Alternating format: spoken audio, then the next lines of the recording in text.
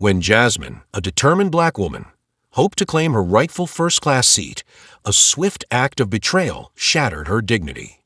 In just 8 minutes, she was subjected to a humiliation so piercing that it leaves an indelible mark on the soul, a story that will force you to reflect deeply. Every moment of her ordeal is steeped in raw disgrace and treachery, a stark reminder that still resonates today. Before diving into this gripping tale, let us know where you're watching from in the comments, and don't forget to subscribe to the channel to catch more inspiring stories like this one. The airplane cabin was dimly lit as the plane ascended into a sky streaked with deep blues and grays. Soft overhead lights cast long, gentle shadows across the polished wooden panels and sleek modern seats. In the quiet hum of the engines, every passenger's heartbeat seemed to echo in the stillness of the moment before the storm. Among them sat Jasmine, a composed yet quietly vigilant woman with a dignified air about her. She clutched her boarding pass as though it were a talisman against the uncertainty that had shadowed her journey. Outside, lightning danced far away, a silent reminder that even beauty could harbor danger. Jasmine's thoughts were a whirl of anticipation and trepidation. Memories of past injustices fluttered at the edges of her mind, whispers of moments when the world had treated her with less than the respect she deserved. Today, she had hoped for a quiet journey, a moment of calm before confronting another chapter in her long struggle for equality. The first-class cabin, with its promise of comfort and dignity, had been a beacon of hope in an otherwise tumultuous life.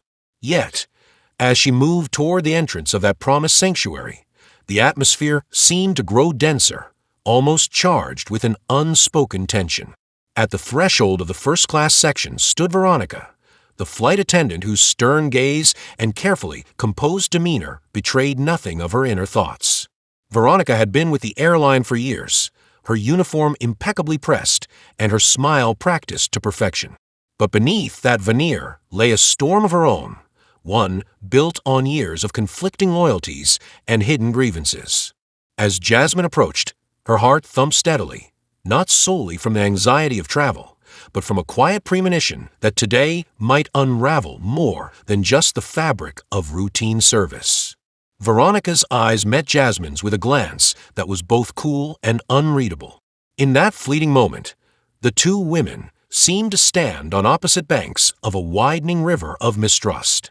The soft murmur of the cabin's other passengers fell away, leaving only the weight of the unspoken conflict. Jasmine's voice, when it finally emerged, was gentle yet firm as she inquired about her seat assignment. The words hung in the air like delicate glass ornaments, each syllable laden with hope and quiet defiance. "Excuse me," Jasmine said, her tone measured and polite. "I believe my boarding pass indicates I have a seat in first class." Veronica's response was slow in coming, each word measured as though she were weighing the cost of truth against the convenience of pretense. "I'm sorry, madam," she said, her voice a mixture of rehearsed apology and restrained authority, "but appears there has been an error with your booking." Her eyes flickered briefly to a clipboard held tightly in her hand, as if seeking confirmation from some unseen mandate. At that moment, time seemed to pause. Jasmine's eyes searched Veronica's face for any hint of deceit or misunderstanding. The soft lighting of the cabin, the murmur of the engines, even the distant rumble of thunder outside, all combined to form a tableau of suspended possibility. The first glimmer of betrayal had been planted, a seed of doubt that would slowly grow in the dark soil of injustice. A quiet murmur began to rise among the nearby passengers, a ripple of confusion that spread like a quiet tide. Some exchanged uneasy glances, while others remained absorbed in their own private thoughts. Jasmine felt the weight of every state, each one a silent judgment that amplified her isolation. Her pulse quickened, not only from the indignity of being denied what was rightfully hers, but also from the stark realization that this was no ordinary mistake. It was as though the universe itself had conspired to remind her of the prejudice she had long fought against. Veronica, meanwhile, moved with deliberate precision as she escorted Jasmine away from the first-class entrance. Her steps were measured and calm, yet the tight line of her mouth betrayed an inner conflict. The act of denying Jasmine her seat was not merely a procedural error. It was a moment charged with a deeper, darker history, a history that neither woman had fully understood until now. As they walked through the narrow aisle, the soft hum of conversation resumed in the background. But for Jasmine, every sound was magnified, every footstep a reminder of the chasm opening between what was expected and what was experienced. Outside the immediate bubble of this encounter, whispers of doubt began to swirl among the flight crew. In the distance, a seasoned pilot exchanged furtive glances with a younger colleague, both aware that something was amiss. The seeds of deception, once sown, were impossible to contain, and as the plane continued its steady climb, subtle undercurrents of mistrust rippled through the cabin like a low, persistent hum. For some, it was the sense that the rules had shifted, that the balance of fairness had been disturbed. For others, it was simply an unsettling prelude to a conflict that promised to disrupt the calm routine of flight. Jasmine's mind raced as she was guided toward a seat in the economy section, a space that felt both physically and emotionally cramped. Each step away from the first-class area felt like a step away from the dignity she had hoped to claim, a step toward an inevitable confrontation with the injustice that had defined her recent past. Her thoughts turned inward, reflecting on a time when a similar moment of exclusion had left her reeling, questioning not just the fairness of society, but the very nature of trust itself.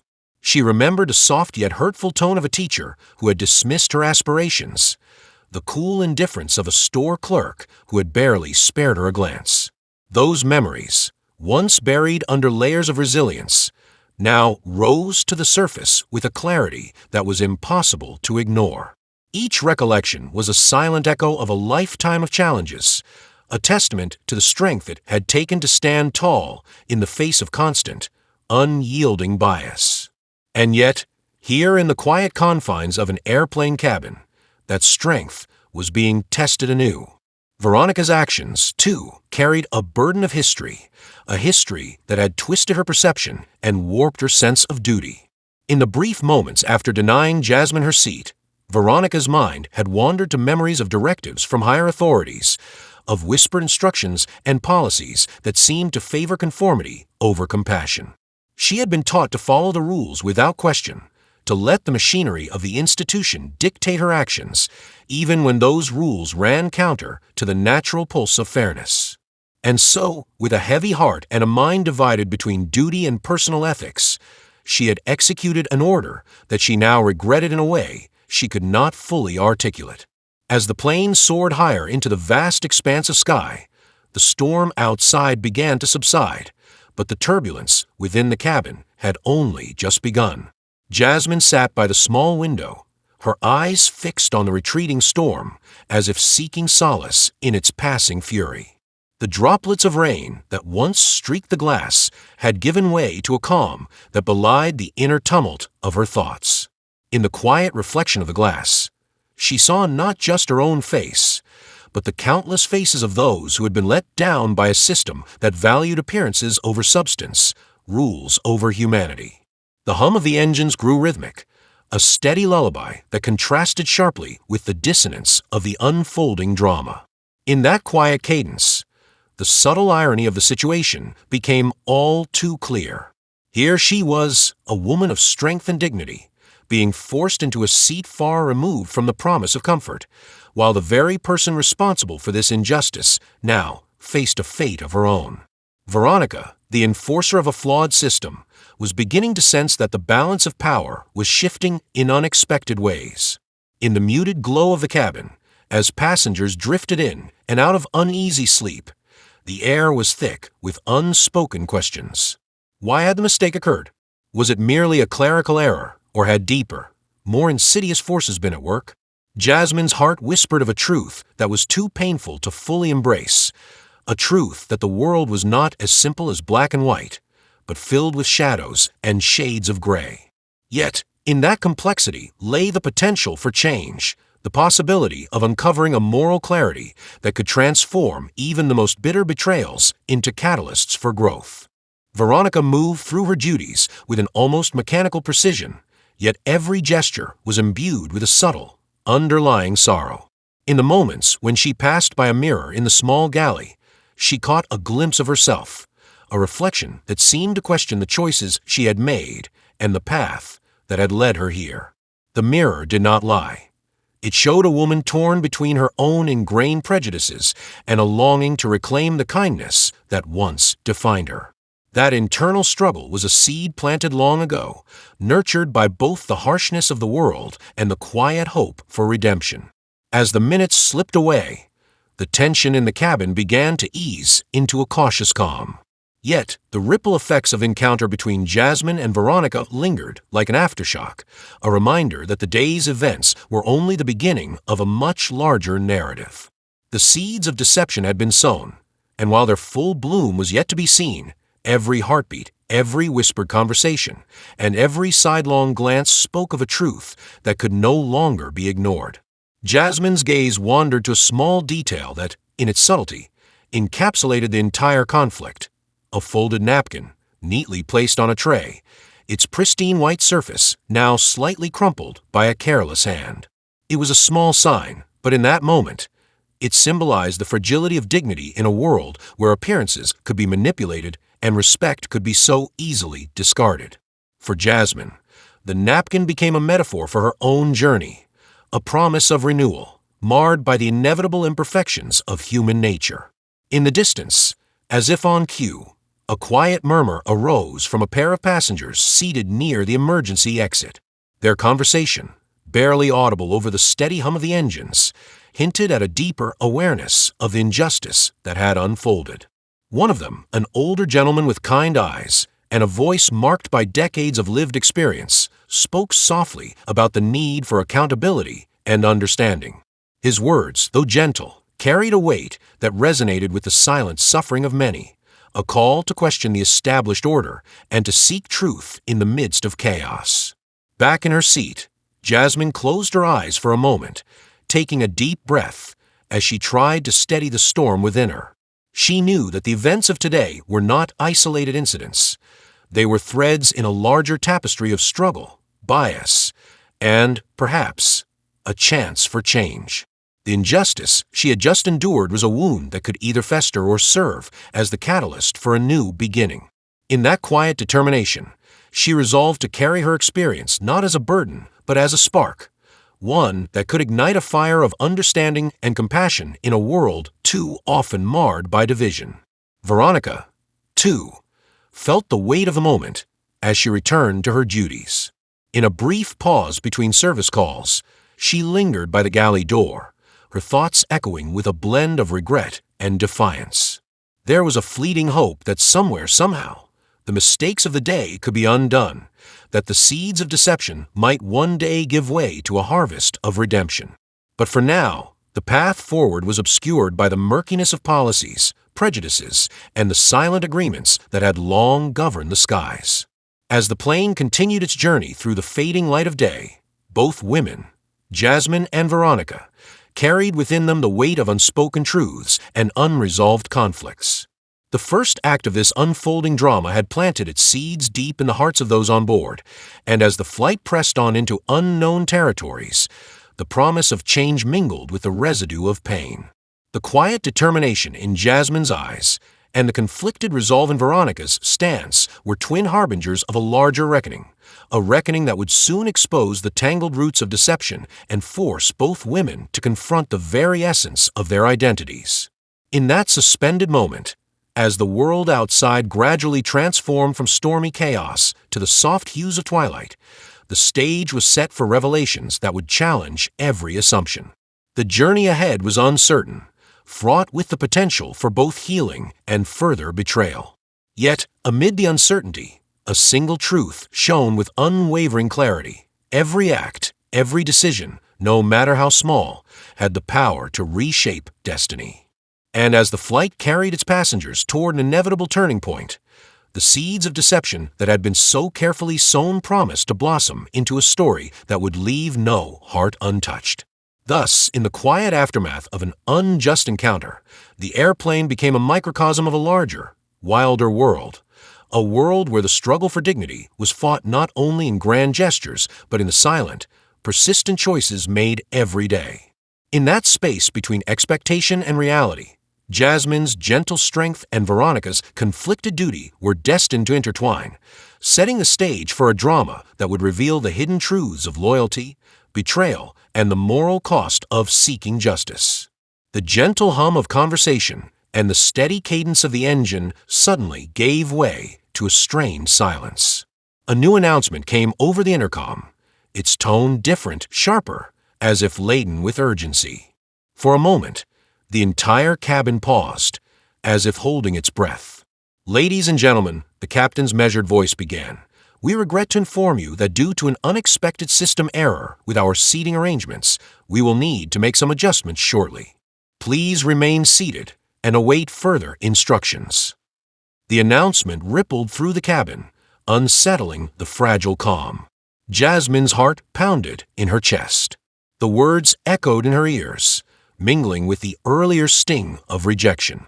She felt the weight of injustice once more, as though fate were conspiring against her. The error with her booking was not isolated, she sensed. It was part of a larger design, an insidious mechanism that could easily tip her already fragile sense of dignity into chaos. As the announcement faded, murmurs and uneasy whispers spread among the passengers. Some exchanged confused glances, while others stared blankly at their own boarding passes. Jasmine, still cradling the memory of the denial she had suffered, sat rigidly in her cramped seat. Her eyes, fixed on the window where fading daylight battled the oncoming dusk, shone with determination. Something in her stirred, a quiet resolve to not be rendered invisible again. Across the aisle, Veronica moved with an air of forced composure. But as she checked her tablet and noticed a series of urgent messages from her supervisor, her calm began to crack. The directive was clear: handle the situation swiftly, and do not entertain any deviations from the protocol. Yet, in that moment, the internal conflict that had long been simmering in her seemed to erupt. Veronica's thoughts raced back to the earlier confrontation with Jasmine, an encounter that had unsettled her more than she cared to admit. The voice on the intercom was a stark reminder that today was about more than a simple seating error. It was a test of loyalties and convictions. In a quiet corner near the emergency exit, an elderly passenger, whose kindly eyes had once offered silent counsel to many, leaned over to a younger traveler. "There's more to this than meets the eye," he murmured. His words, though soft, carried the weight of experience. The younger traveler, her brow furrowed, nodded in agreement.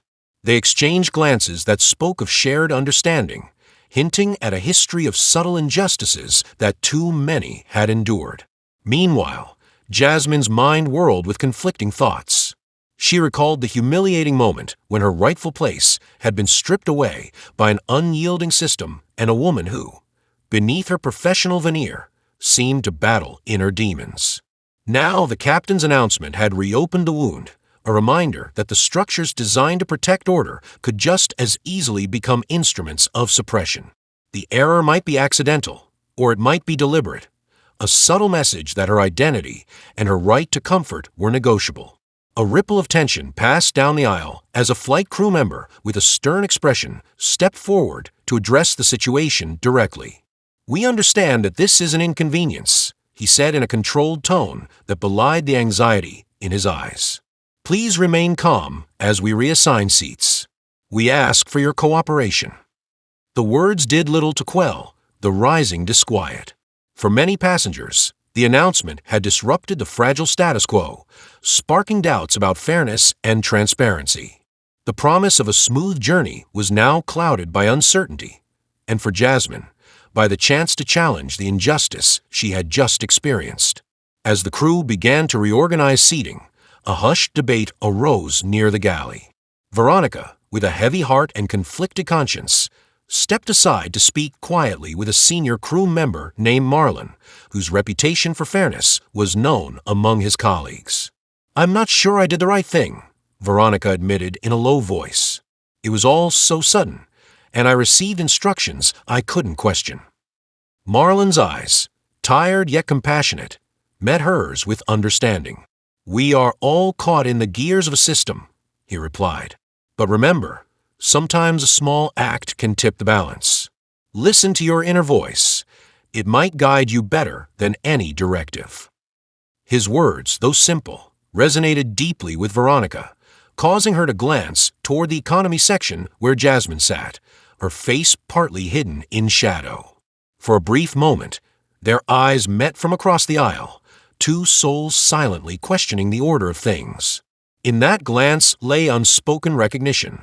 Both women, though worlds apart in their roles, were now bound by the same unsettling truth. The system that governed this flight, much like the one that governed the world outside, was not infallible. It was prone to errors and, worse yet, could be manipulated to serve interests far removed from justice. Jasmine, who had been silently absorbing the unfolding events, felt an inexplicable pull to act. The announcement had sown seeds of discontent that now germinated into resolve. She began to consider her options. Should she accept the reallocation without protest, or should she dare to question the decision? Every fiber of her being screamed for action, for a chance to reclaim her dignity. Yet, with each thought came the fear of further alienation, a deep-seated terror that her voice, already so often silenced, would only be dismissed once again. In the dim light of the cabin, as overhead lights flickered slightly under the strain of the ongoing reassignments, a subtle but powerful shift occurred. Passengers who had previously resigned themselves to quiet acceptance began to murmur among themselves. A ripple of dissent swelled, in hushed tones, the collective murmur building into something more insistent. It was as if the injustice, no longer contained by polite smiles and restrained voices, had burst forth from the confines of fear. A man in a neatly pressed suit, sitting not too far from Jasmine, leaned forward and said quietly, "This isn't just about a seating error. Something deeper is wrong here." His tone, gentle yet assertive, struck a chord with those listening. Eyes shifted, and a few brave souls nodded, silently affirming the unspoken question. Had they all been complicit in accepting a system that, by its very design, marginalized those who were already vulnerable? As the plane shuddered through a patch of mild turbulence, a physical manifestation of the emotional upheaval, the moment seemed to crystallize. In that turbulence, with the cabin rocking gently, choices began to crystallize. Jasmine's inner turmoil transformed into a quiet defiance. She gathered her courage and, despite the tight confines of her seat, whispered to the passenger beside her, "I'm not going to let them take my dignity away without a fight." The woman, whose eyes widened in surprise, offered a small, determined smile of solidarity. Elsewhere, Veronica felt the weight of the decision pressing down on her. The messages on her tablet continued to flood in, directives, warnings, and coded instructions that hinted at consequences for any deviation. Yet, in the quiet moments between her tasks, she found herself revisiting that fleeting exchange with Marlon. His words, echoing in her mind, stirred a rebellion within her. Could she risk everything for a chance to do what was right? Her conscience warred with the fear of retribution, each beat of her heart a reminder of the personal cost of defiance. A sudden clatter in the rear of the cabin drew everyone's attention. A couple passengers had reached the storage compartment, and one of them accidentally knocked over a basket of magazines. The noise, trivial in isolation, was enough to break the fragile calm. But as the basket tumbled, so did the veneer of order. The commotion provided an unexpected opening, a momentary lapse in the crew's tight control of the situation. In that brief interval, Jasmine saw her opportunity.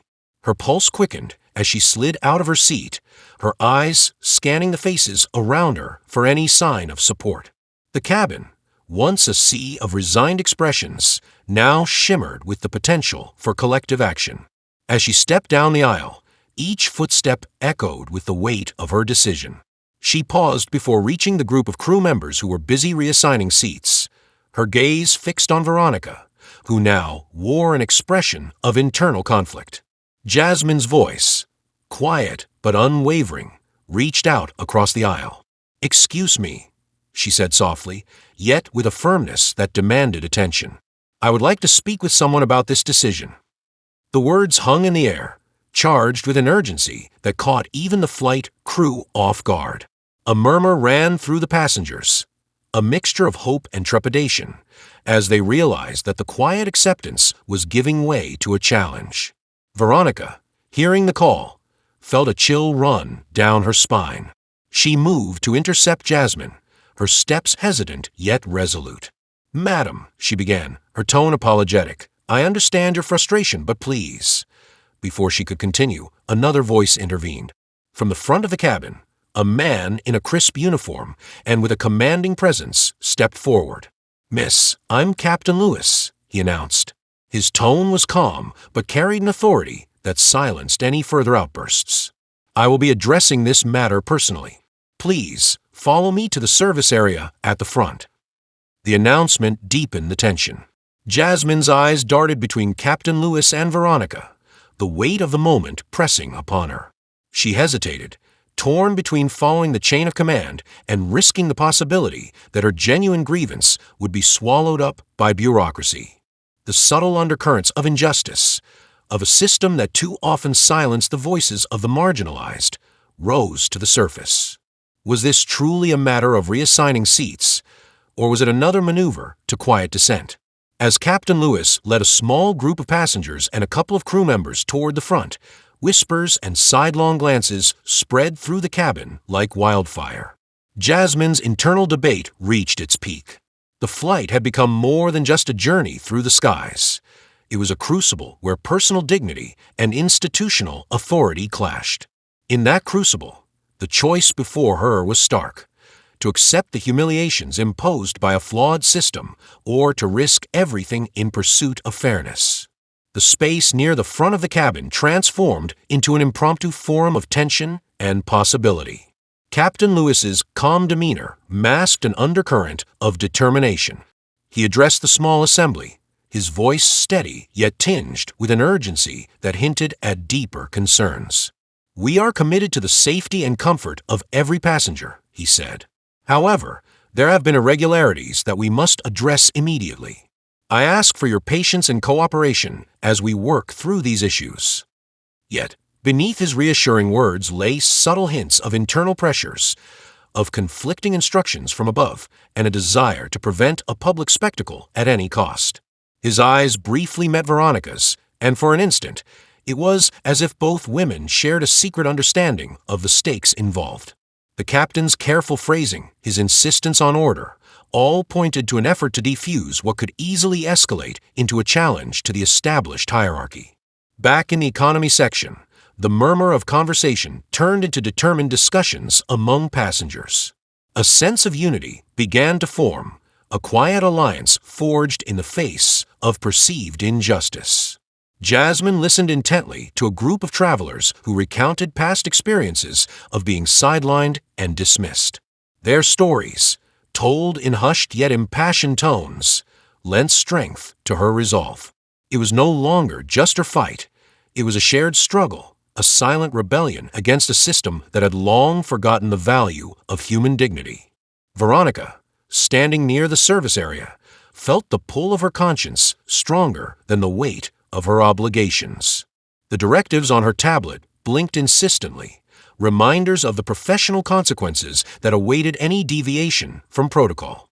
Yet, as she looked around at the growing determination in the faces of both passengers and a few sympathetic crew members, she realized that her role in this unfolding drama was not yet defined.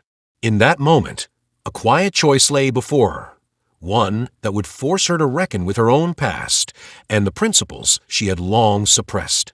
The turbulence outside continued its gentle assault, a metaphor for the inner turmoil of everyone on board.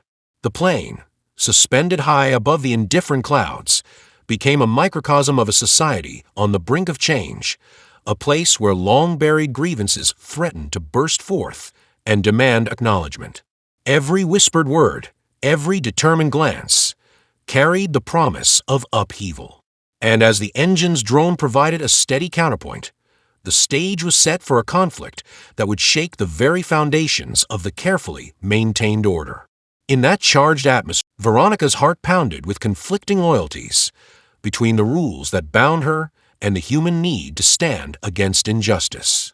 And in the midst of it all, the cabin itself became a battleground where every decision, every act of defiance or compliance, would ripple out into consequences unforeseen. As the minutes turned into a tense hour, choices began to crystallize. A passenger in the front row, emboldened by the unfolding events, stood up and addressed the assembled group. "We deserve to be treated with respect," he said in a clear, resonant voice that carried across the cabin. "If there is a mistake, let it be corrected openly. We must hold those in charge accountable, not just for us, but for every person who has ever been overlooked." His words sent a shiver through the crowd. They were a call to action, a spark that promised to ignite a more profound reckoning with the systems that govern their lives. For Jasmine, it was as if every past slight had converged into this single moment of clarity, a moment when she realized that silence was no longer an option. Veronica, listening from the side, felt a knot tighten in her chest. The rebellion brewing among the passengers threatened to expose more than just a booking error. It risked revealing the hidden biases and unspoken rules that had allowed such injustices to persist. Her thoughts churned with a mix of fear and longing, a longing to break free from the constraints that had defined her every move. Yet the fear of losing everything, of being caught in the crossfire of a rising storm, held her back. As the cabin buzzed with the sound of restless determination, a final decision loomed for each of them. In that microcosm of society, high above the earth, the incident had evolved from a mere technical glitch into a profound moral test.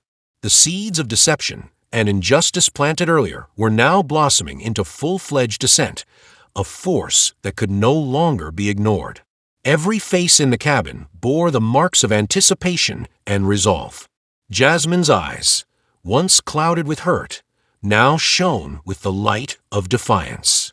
Veronica's every movement became a silent question of conscience, her soul torn between duty and empathy.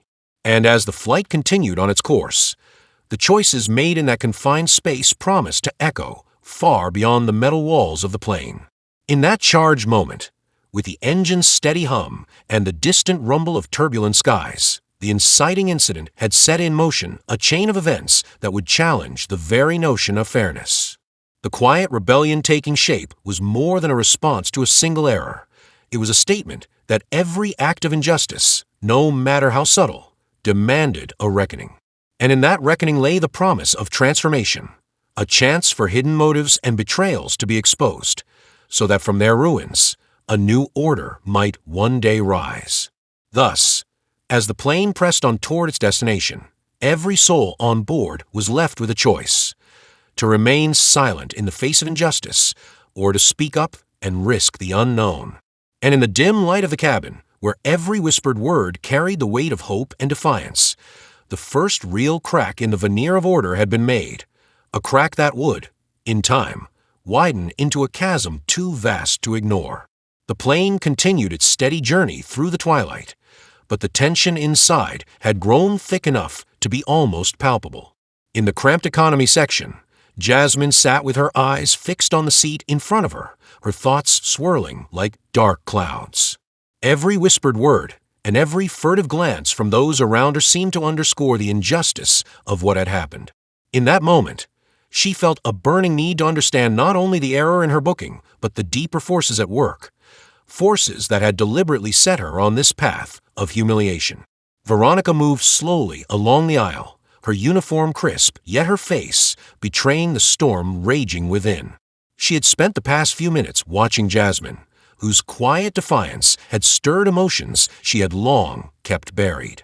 As she passed by a row of passengers, Veronica's thoughts tumbled over themselves. "I have always followed orders, always done what was expected. But today feels different. There is something wrong, something that goes far beyond a simple seating mistake." Her eyes met those of a fellow crew member, Marlon, whose steady gaze silently asked if she, too, was beginning to question the system they served. A few passengers had gathered near the front, their murmurs rising into a low hum of discontent. One of them, a middle-aged man with worry etched on his face, leaned in toward a young woman sitting beside him. "It isn't just an error," he said in a quiet tone. "I've seen this happen before. They use these little mistakes to keep us divided and silent." His words struck a chord with many in the vicinity, and the murmur grew into a subdued discussion, as if everyone was suddenly aware that this incident was a thread in a much larger web. In a quiet corner near the galley, Veronica found a brief moment of privacy. Leaning against a closed door, she allowed herself a moment to reflect. "I've always believed in duty, being reliable, following the rules. But what is duty if it means sacrificing one's own humanity?" Her inner conflict was a battle between the ingrained instructions from above and the natural empathy that bubbled inside her. Memories of her childhood, of a time when kindness mattered more than conformity, flashed through her mind. Yet now, the orders on her tablet and the unyielding policies of the airline pressed down on her like an iron weight. Jasmine's thoughts were equally turbulent. She recalled a time when she had felt invisible, dismissed by those in power, and the memory of that pain now drove her. Every slight, every insult, every time I was made to feel less than I deserved to be, it all converges into this single moment. I refuse to let them erase my dignity again. The fire in her heart grew with every recollection. Her eyes shifted toward a nearby window, where the fading light met the darkness outside. In that quiet interplay of light and shadow, she saw the reflection of her own struggles, a battle between acceptance and rebellion. The cabin's atmosphere was suddenly punctured by a sharp exchange near the service counter.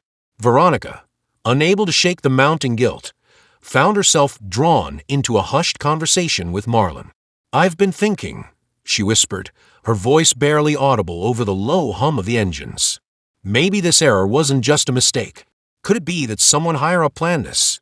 To make an example of me, or to test how far we're willing to go?" Marlon frowned thoughtfully, his eyes dark with concern. "I've heard rumors," he replied quietly. "There are whispers that certain decisions are being made not for safety, but for control, to keep everyone in line. I always thought these things were exaggerated, but now, I don't know anymore." Their conversation was a dangerous one, filled with implications that threatened to expose the system's underbelly. Yet in that moment, the truth felt both tantalizing and terrifying. Meanwhile, a new development unfolded at the front of the cabin. Captain Lewis, who had earlier attempted to maintain order, now addressed a small group of passengers in a more urgent tone. "I understand your frustration," he said, his voice measured but laced with a hint of desperation. "However, there are protocols we must follow. We are dealing with circumstances beyond our control, and I ask for your continued patience." His words, meant to calm, instead served as a reminder that even the highest authority was caught in the midst of this chaos. As he spoke, his eyes darted momentarily to a confidential message flashing on his control panel, a message that hinted at directives from headquarters that no one on board could fully explain. Back in the economy section, Jasmine's determination began to morph into resolve. The whispers among the passengers grew louder, as if the collective discontent was coalescing into a shared purpose.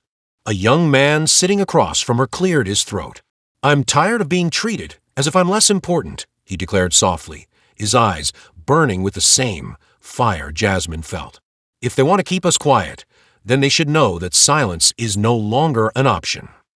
His words, though simple, resonated with everyone listening. It was a spark, igniting a subtle but profound challenge to the established order. Jasmine leaned forward, her voice steady as she joined in. "We deserve respect," she said, her tone carrying the weight of years of pain and resistance. "Not just on this flight, but in every part of our lives." The words rippled through the cabin, and for a moment, the oppressive silence broke into murmurs of agreement and subtle nods of solidarity. Veronica, overhearing this, felt her heart sink. Every word of rebellion made her pulse quicken with the fear of what might come next. "If they find out I sympathize with them, if I let my true feelings show, she thought, her gaze fixed on Jasmine, who now seemed to embody both the hope and the anger of every person who had ever felt marginalized. Her internal struggle deepened. The flight attendant had a duty, a set of strict rules to uphold, yet the face of injustice before her made it increasingly difficult to reconcile with her orders. As the conversation grew more intense, a figure emerged from the crowd, a fellow crew member known only as Elena, whose usually cheerful demeanor was replaced with a look of grim determination. "I have to confess something," Elena said suddenly, her voice trembling with the weight of her secret. The room fell silent as all eyes turned to her. "I was part of the team that approved the seating changes. I was told it was a minor error, but I now know it was something else, a calculated move. I never thought they would use our work to humiliate someone like this." Her confession sent shockwaves through the group. A betrayal, raw and unfiltered, hung in the air like a dark cloud. Veronica's face turned pale as Elena's words sank in. Could it be true? She wondered. Elena continued, her voice growing steadier as she pressed on. "I didn't mean for it to go this far, but the higher-ups, someone wanted to see if we would follow orders without question. I regret being a part of it, and I'm sorry to all of you." The revelation was a turning point, a fracture in the facade of order that had so far held the cabin together. For Jasmine, this was both a vindication of her feelings and a call to action. The betrayal was not just an abstract concept now. It was a concrete act that had directly affected her. A heated discussion erupted among the passengers and a few sympathetic crew members. "How can we trust the system when even those who work within it are complicit?" a middle-aged woman demanded, her eyes glistening with unshed tears. "We come here expecting fairness, yet we're treated as expendable," she added, her voice shaking with both anger and sorrow. Captain Lewis's voice cut through the rising tension as he reappeared at the front, attempting to regain control.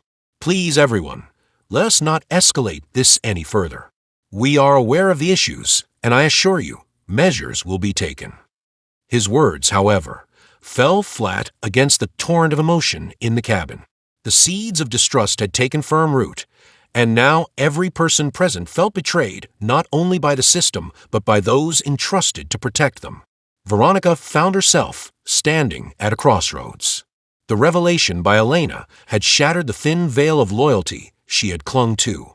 In that charged moment, she realized that every directive she had followed, without question, was now tainted by a profound moral compromise. "I have been a pawn in their game, and now I must choose. Continue to hide behind these rules or stand up for what is right, even if it means risking everything," she thought, her inner voice both pleading and commanding.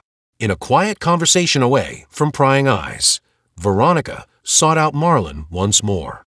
"I can't stay silent any longer," she whispered urgently. "I need to know, why did they target Jasmine? What was the real purpose behind this error?" Marlon's eyes, usually calm, flickered with worry as he replied, "I'm not entirely sure, but there are whispers of a policy shift, a push to show that even in the highest ranks, we can be held accountable for minor errors. It's a test of loyalty, of control, and unfortunately, sometimes those tests come at the expense of our integrity." His words struck a deep chord within Veronica, who felt the full weight of the betrayal pressing in from all sides. At the same time, Jasmine's inner world was ablaze with a mixture of fear and determination. In a moment of solitude by the window, she stared out into the darkening sky. The clouds roiled overhead, mirroring the turmoil within her. "I have fought my whole life against being pushed aside. Today, I will not let them win.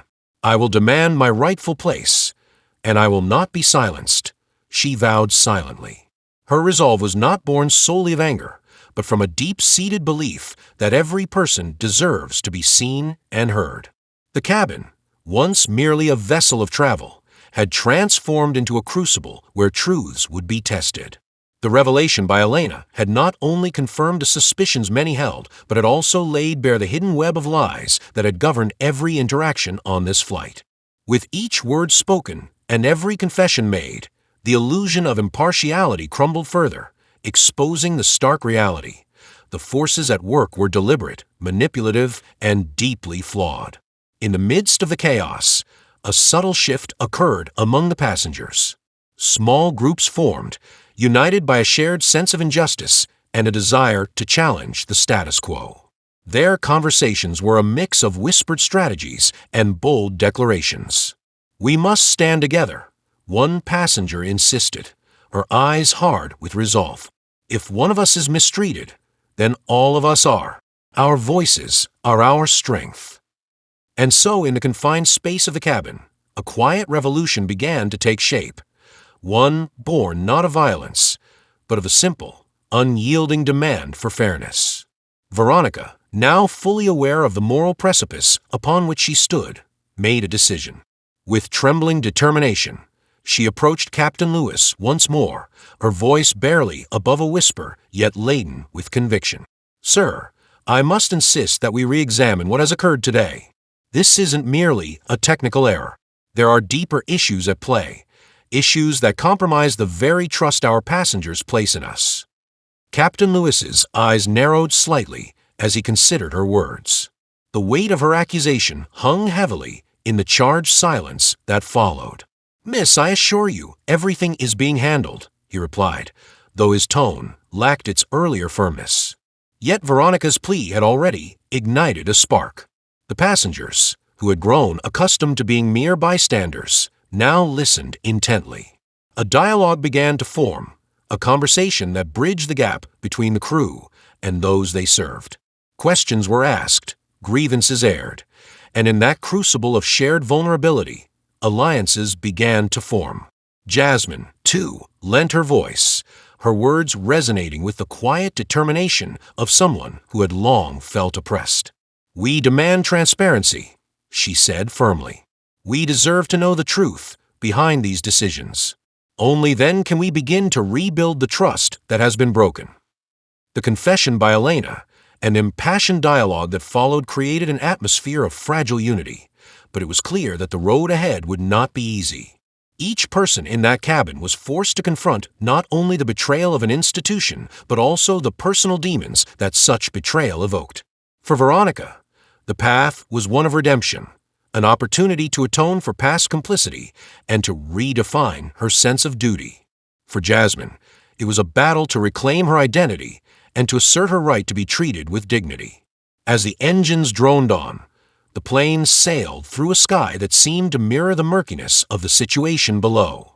Outside, the last sliver of daylight vanished, leaving the passengers enveloped in a darkness punctuated only by the glimmer of distant stars. In that dim light, every whispered word and every determined glance took on a profound significance.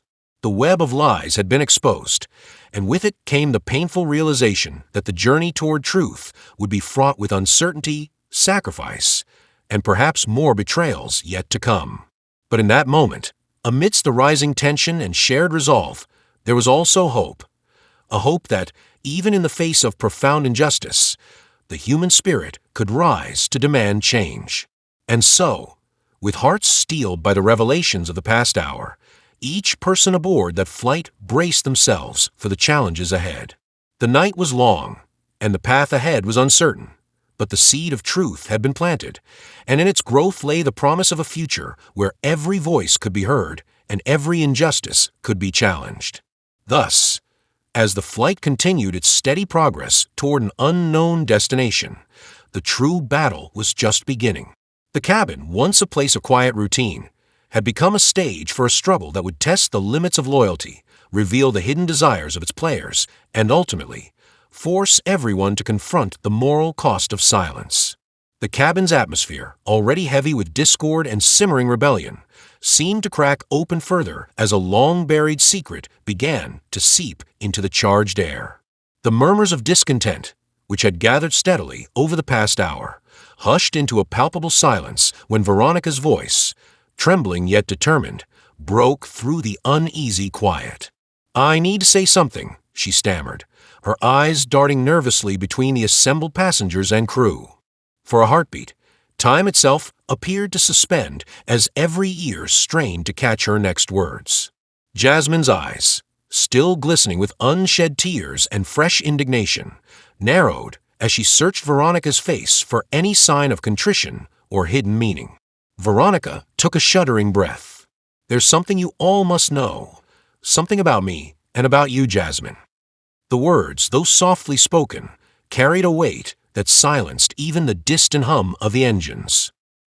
"I didn't always stand on the side you see today." Her voice cracked under the pressure of memories and regret. "We, Jasmine, you and I, we were once inseparable." A stunned murmur rippled through the crowd. Jasmine's heart pounded, her mind struggling to grasp the implication of Veronica's confession. "What are you saying?" she whispered, voice barely audible. "We knew each other." Veronica's eyes shimmered with the conflict of a painful past. "Yes," she said softly. "Many years ago, before I wore this uniform, before I was forced to hide behind orders and policies, we were close.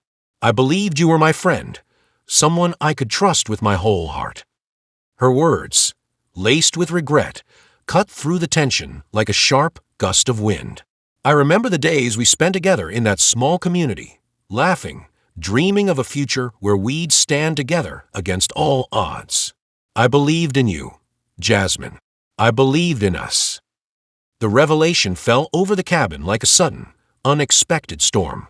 Faces that had been etched with anger and disillusionment now contorted with shock and disbelief. Passengers exchanged looks of incredulity. How could this be? For so long, Veronica had been painted as the cold, unfeeling enforcer of a discriminatory policy, an unwilling instrument of a system built on prejudice. And now, her words revealed a bond that went far beyond the professional boundaries of a flight attendant and a passenger. Jasmine's mind raced back to distant memories she had long tried to bury. In a soft, trembling voice, she managed to ask, "When did this happen? Why didn't you ever tell me?" Her voice wavered between hurt and confusion as she struggled to reconcile the woman before her with the friend she once knew. Veronica's gaze dropped to her trembling hands. "I was forced to choose," she admitted, each word a painful confession. "After we parted ways, life led us down very different paths. I found myself in a position where the only way to survive was to obey, without question, the orders of those who held power. They manipulated us, exploited our vulnerabilities. I was given orders, and I obeyed, even when it meant hurting someone I once cared for." Her voice grew steadier as she continued, "I never intended to hurt you, Jasmine. But the system, it twisted everything. I was made to believe that my duty was more important than our friendship, that the rules were above any personal bond. And in doing so, I became part of something far darker than I ever imagined." The weight of her confession hung in the air. For a long moment, silence reigned as Jasmine struggled to process the enormity of what she had just heard. Her eyes, wide with shock and betrayal, searched Veronica's face for any sign of sincerity. "So all of this," Jasmine said slowly, "the error, the treatment I received, it was all part of a test? A punishment? Or was it something you were forced to do because of who I am?" Veronica's eyes shimmered with unshed tears. "It wasn't just a mistake," she said quietly. "It was a deliberate act, a test of loyalty, not just from me, but from everyone aboard. I was given strict orders to deny you what was rightfully yours, to see if you would accept your place in a world that expected you to be silent.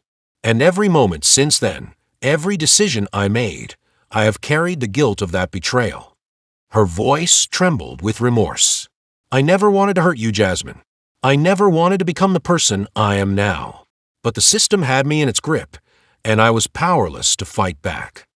A heavy silence followed her words as the passengers and crew digested this shocking revelation. The rift that had begun as an institutional injustice was now deeply personal, a chasm carved out of a shared past and personal betrayal. Jasmine felt a surge of conflicting emotions: anger, heartbreak, and a desperate yearning to understand how their once shared history could have crumbled into such bitter enmity. The atmosphere in the cabin grew even more charged as voices started to rise in protest and disbelief. A middle-aged passenger, his face lined with sorrow, spoke up. How can we trust anyone when secrets like these are hidden in plain sight? This isn't just about a seating error anymore. It's about the betrayal of friendship, the betrayal of trust. His words resonated with the murmuring crowd, adding fuel to the growing fire of dissent. Veronica's confession had shattered the veneer of duty and professionalism that she had long maintained. As the eyes of those around her bore into her, she tried to muster the strength to explain further. "Jasmine, I know that what I've done can never be undone," she said softly, stepping closer, her voice breaking with remorse. "I was young and scared, and the choices I made were not mine at all. They were forced upon me. I was threatened, manipulated by forces beyond my control. I did what I had to do to survive in a world that already had no place for me." Jasmine recoiled as though struck by a physical blow. "Survive? By hurting me," she demanded, her voice rising with the intensity of her emotions. "You were my friend, Veronica. I trusted you. And now, I learned that you were part of this conspiracy, part of the system that denies me my dignity. How could you let them use you like this?" Veronica's eyes filled with tears, and for a moment, the fierce anger in Jasmine's tone softened into sorrowful disbelief. "I never wanted to be the enemy," Veronica whispered. "Every day, I live with the pain of that choice. I wish I could take it back, but the consequences are too high. The people who control everything, they don't tolerate dissent. I lost more than my job that day. I lost a part of myself, a part that believed in us, in what we once had." The revelation sent shockwaves through the cabin.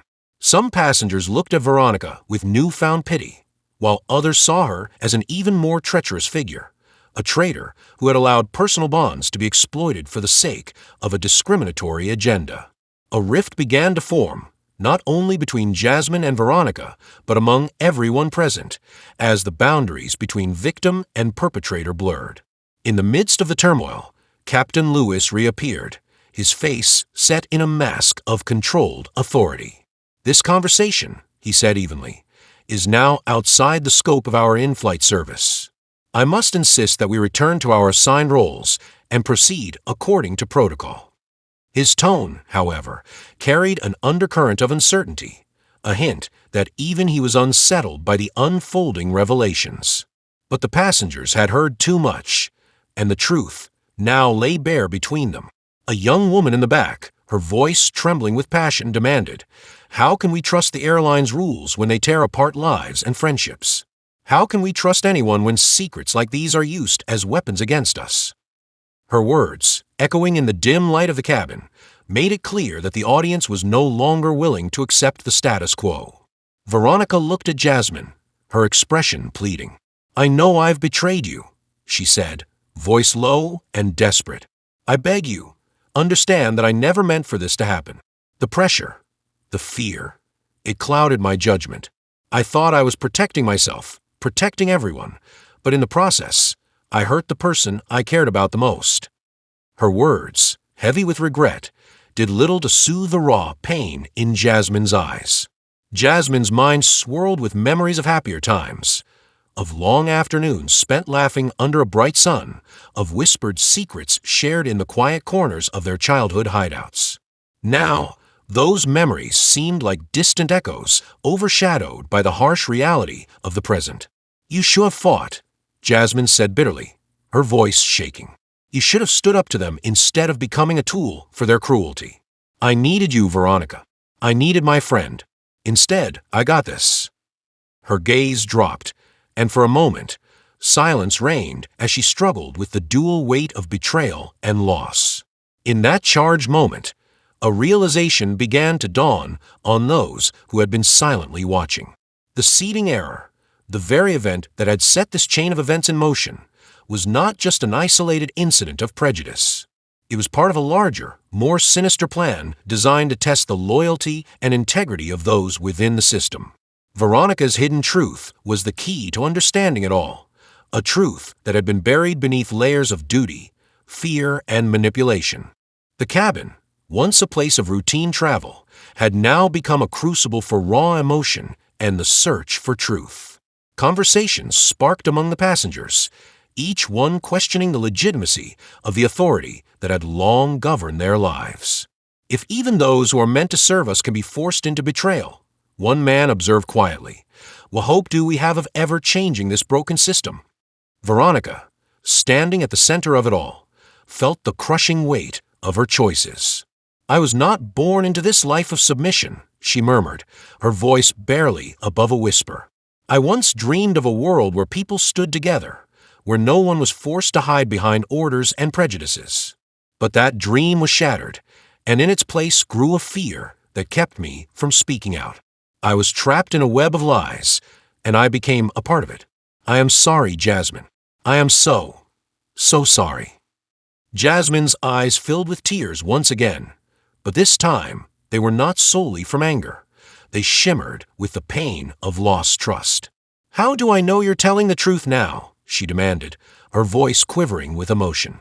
How do I know that your confession isn't just another part of their plan to divide us further? The question hung in the air, heavy and unresolved. Before Veronica could answer, a sudden clamor erupted near the front of the cabin.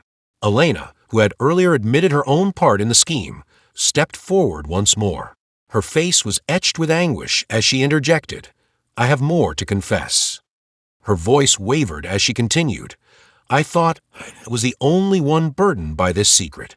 But now I know that Veronica and I were both caught in this trap. We were both manipulated by forces far greater than our individual weaknesses. Elena's confession, already laden with guilt, deepened the fissure between the crew and the passengers.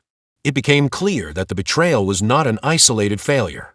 It was systemic, a poisonous chain reaction that had shattered lives and friendships alike. The emotional stakes, already so high, now threatened to spiral out of control. Some passengers began to weep openly, their sorrow mingling with anger. Others shouted for justice and demanded accountability from those who had orchestrated this cruel experiment. The cabin had transformed into a battleground of hearts and minds, where the old bonds of trust were being torn asunder by revelations too painful to bear. Veronica's eyes met Jasmine's across the aisle once again. Please, she pleaded, voice raw with emotion, don't let this be the end of us. I know I can never undo the past, but maybe we can find a way to break free from the chains that bind us.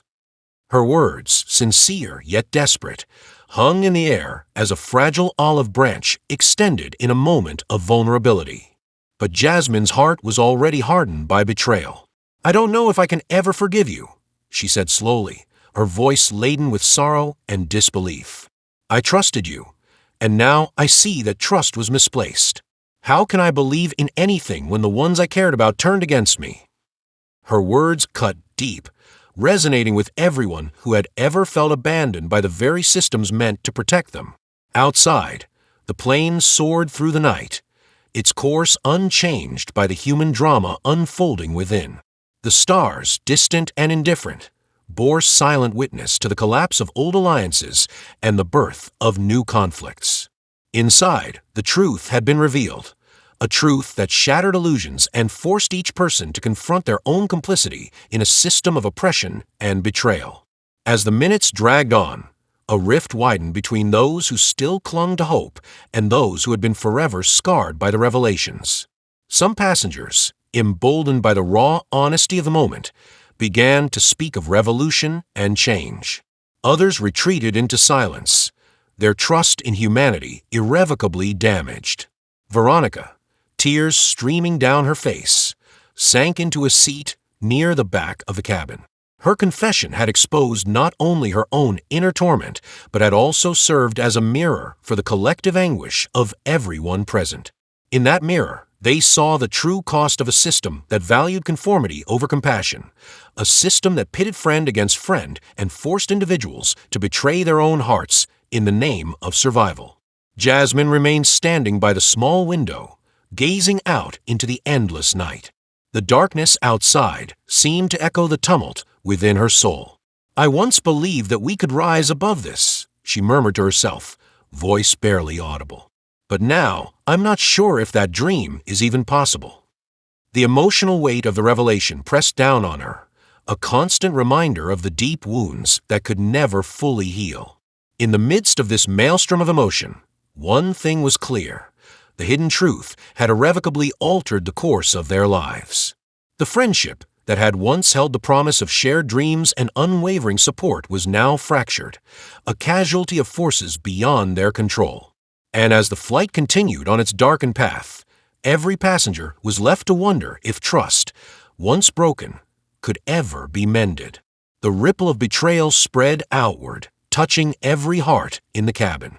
A young man, his voice trembling with conviction, declared, "We must demand answers. We must hold those responsible accountable, not just for this act, but for every injustice that has ever been inflicted on us." His words, though filled with righteous anger, carried the bitter taste of disillusionment, a call for justice in a world that had long forgotten the meaning of fairness. Veronica's confession and the subsequent revelations had not only exposed a personal betrayal, but had also shown a harsh light on the systemic cruelty that had orchestrated these events. And in that illumination, every lie, every hidden motive, was laid bare for all to see. The emotional stakes had been raised to a level where reconciliation seemed impossible, and the rift between the characters, between friend and foe, victim and betrayer, grew wider with each passing moment. As the night deepened, the cabin's once orderly rows of seats became a silent witness to the unraveling of lives and loyalties. The hum of the engines, a constant reminder of the journey continuing above turbulent clouds, now echoed the inner turmoil of every soul on board. In that shared darkness, each passenger was forced to confront the painful reality that sometimes the most devastating betrayals come from those we once loved. And so, in the fragile glow of overhead lights and the distant shimmer of stars, the first major twist had altered everything. The hidden truth about Veronica, a truth of lost friendship, coerced choices, and deep-seated regret, had shattered illusions and set in motion a chain of events that would change the lives of everyone on that flight forever. The rift between Jasmine and Veronica, once merely the product of institutional cruelty, was now personal and profound, a wound that might never fully heal. In that moment of raw exposure and heartache, the cabin was no longer just a place of transit. It had become a crucible of human emotion, a place where the boundaries between right and wrong blurred beneath the weight of personal history. And as the flight continued into the long, uncertain night, every whispered word, every tearful glance, testified to the painful truth that sometimes the most devastating betrayals are the ones that come from within. The journey ahead was uncertain, but one thing was clear: nothing would ever be the same again. The hidden truth had been laid bare, and in its wake, a profound rift had emerged, one that would haunt every moment of this flight, and perhaps every moment of their lives. The tension in the cabin deepened as the plane continued its journey through the night. The earlier revolutions had left scars on every soul aboard, and now the atmosphere seemed to pulse with an even darker energy. Jasmine stood by the small window, her eyes fixed on the sprawling darkness outside. The earlier betrayals and painful confessions still rang in her ears, but now a new sense of foreboding had taken root. Every whispered word and furtive glance among the passengers spoke of secrets yet to be uncovered. Jasmine's heart pounded as she recalled Veronica's tearful admission and the bitter taste of lost trust. Just moments ago, the once familiar face of a friend had been unmasked as someone manipulated by forces far beyond their control. Now, as the cabin lights flickered under the strain of a failing power supply, an unsettling realization crept over her. The chaos was far from over. A series of small, disjointed events began to converge into a new and more ominous pattern, one that threatened to unravel not just the remnants of her shattered trust, but her very sense of self. A soft murmur rose from a cluster of passengers near the galley. Their voices, low and urgent, carried a hint of conspiracy. Jasmine's gaze drifted toward a figure emerging from the shadowy recesses of the aisle. Marlon, the crew member who had once offered a sympathetic ear to Veronica's doubts. His eyes, which moments before had shone with quiet understanding, now darted nervously as if searching for an escape route. He clutched his tablet as if it were a lifeline, In that tense moment, Jasmine realized that not everyone who appeared to be on her side was free from ulterior motives. As if on cue, a muted beep sounded from Marlon's tablet. His face tightened, and he exchanged a brief, almost imperceptible nod with an unseen figure near the cockpit. In that silent exchange, Jasmine sensed the betrayal. The man she had trusted to help navigate the moral labyrinth was now aligning himself with forces that sought to restore order at the expense of truth. It was a subtle shift, almost imperceptible at first, but its implications were unmistakable. Even among those who had shown empathy, the seeds of treachery were sprouting anew. The cabin lights dimmed further, and the overhead speakers crackled as a new announcement was prepared. Captain Lewis's voice, which earlier had attempted to placate the growing dissent, now carried an edge of urgency that unsettled everyone. "Ladies and gentlemen," he began, his tone measured yet betraying an undercurrent of strain, "we are experiencing additional technical difficulties. Please remain calm and await further instructions." His voice faltered just a fraction as he mentioned technical difficulties, and that small moment of vulnerability was enough to ignite a spark of suspicion among the already restless passengers. Jasmine's pulse quickened as she tried to piece together the conflicting information. Earlier, the revelations had seemed to point to a sinister manipulation of protocol, a test of loyalty designed to keep dissent in check. Now, it appeared that the very people who had seemed to stand against injustice were themselves caught in a web of lies. The delicate balance of trust and betrayal was tilting dangerously. She could feel the weight of a second betrayal pressing in on her, an unseen adversary ready to exploit every crack in the facade of unity. A hushed conversation broke out among a small group near the rear of the cabin. A young man with earnest eyes leaned over to a quiet elderly woman and murmured, "I overheard something. Marlon just confirmed that our seating arrangements were not the only manipulation. There's a message in the system, a hidden directive that targets those who dare to question the order." His words, laced with urgency, spread like wildfire through the cluster of dissenters. It wasn't long before whispers turned into a heated murmur of outrage. The idea that the errors were orchestrated not merely to test compliance, but to weed out those who were vulnerable filled the cabin with a new wave of terror. Jasmine felt as if the very ground beneath her was shifting. Every face in the cabin now told a story of inner turmoil and suspicion. Even those who had previously sat silently were now exchanging furtive glances, their expressions a mix of fear and defiance. It became clear that the forces at work were far more complex than a simple administrative error. They were a calculated design to fracture solidarity and pit passenger against passenger. In that dark, uncertain moment, Jasmine realized that her struggle was not solely against an impersonal system, but against individuals who were now actively undermining her quest for dignity and truth. A sudden commotion at the front of the cabin drew everyone's attention.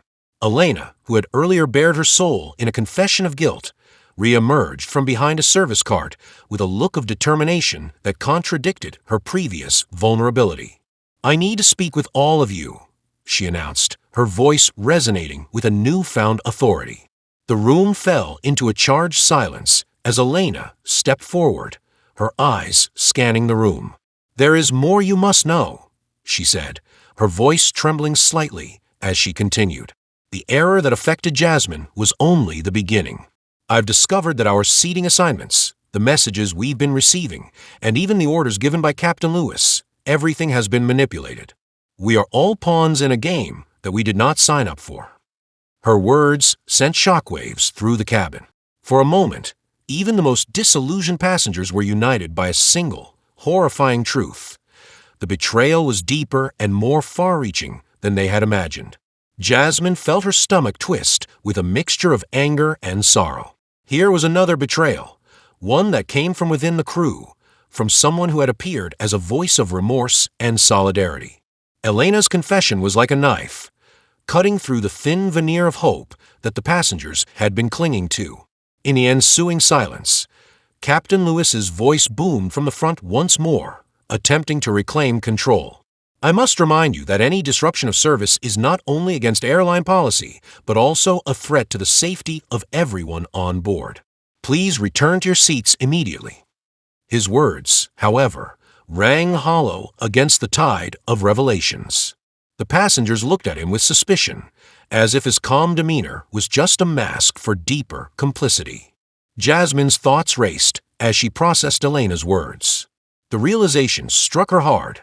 The system she had once hoped might be reformed was in fact a labyrinth of deceit, with every corner hiding yet another betrayal.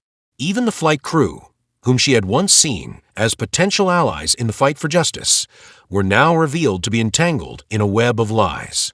And at the center of this unfolding nightmare stood Captain Lewis, a man whose authority was now tainted by secrets and half-truths. Desperation began to take hold. Jasmine's mind, already bruised by the earlier betrayals, now whirled with questions. Who was behind this orchestrated manipulation? What was the ultimate goal of these hidden directives? And most painfully, where did she stand in a world where even friends could turn into adversaries at the drop of a hat? The uncertainty gnawed at her, each unanswered question a reminder that the safe space she had once believed existed was nothing more than an illusion. Amid the chaos, a series of hushed voices began to rise once again, this time directed not at the flight crew, but at each other. A passenger near the center of the cabin, his voice low but firm, said, "We must figure out who is truly behind this. We cannot allow them to divide us. Our unity is our strength." His call for solidarity was met with cautious nods, but even as he spoke, Jasmine noticed a subtle hesitation in some eyes, a reluctance to fully trust anyone now that the lines between friend and foe had blurred. Veronica, who had been sitting quietly in a corner since her earlier confession, looked up with a haunted expression. Her eyes, rimmed with tears, met Jasmine's for a fleeting moment. There was regret there, but also a steely determination that hinted at an inner rebellion yet to be resolved. "I wish I could help," she whispered, her voice barely audible. "I never meant for any of this to happen." But her words, meant to bridge the chasm between them, only deepened the rift in Jasmine's heart. The trust that had once bound them was now shattered by a cascade of lies and betrayals. As the minutes stretched into what felt like hours, the flight took on the appearance of a battleground. The hum of the engines was drowned out by the rising tide of voices, each one a testament to the mounting challenges that now faced everyone on board. Jasmine felt herself caught in the center of a storm she could neither predict nor control. Every revelation, every whispered confession, only served to complicate her journey further.